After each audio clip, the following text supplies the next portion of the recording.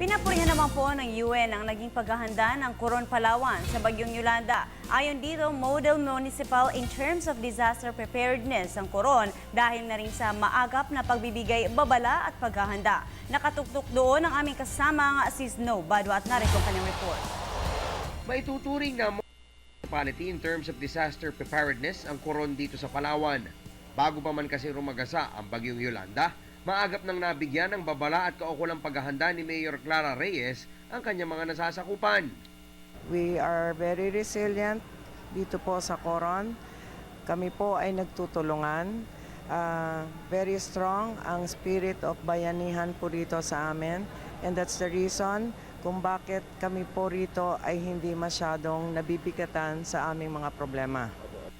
Ang naging tamang preparasyon ng mga taga-Coron ang naging susi kung bakit isa ito sa mga hardest hit pero mayroong lowest number of casualties sa bilang na 14.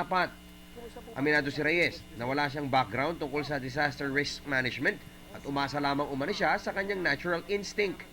Actually, I don't have any experience with disaster risk reduction, but maybe it's mother instinct. I have 3 children. And like all mothers, we want our children to be safe. So I treat my constituents as my children. Pinapurihan naman ng ilang miyembro ng United Nations Disaster Coordination Team ang ipinakitang tapang ng mga taga dito sa Coron sa gitna ng matinding unos. The response of the government here in Coron has been wonderful. We've worked in the relief centre for the last 4 days, and there's plenty of aid coming in, and there will be more, including things like building supplies and more food and water and generators.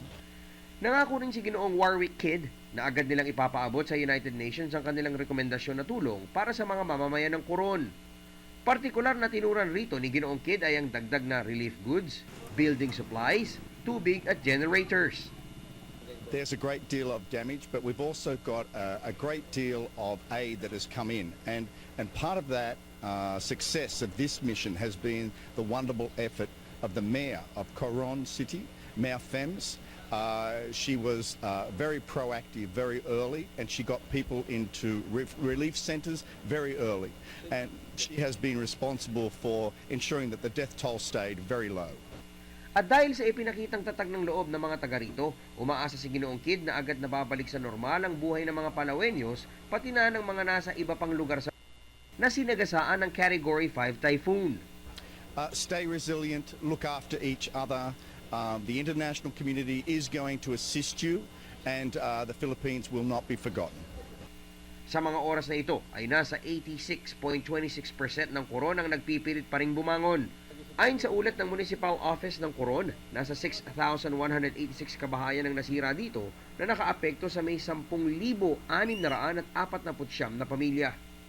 Mula dito sa Coron, Palawan, Snow Badwa, Telebisyon ng Bayan.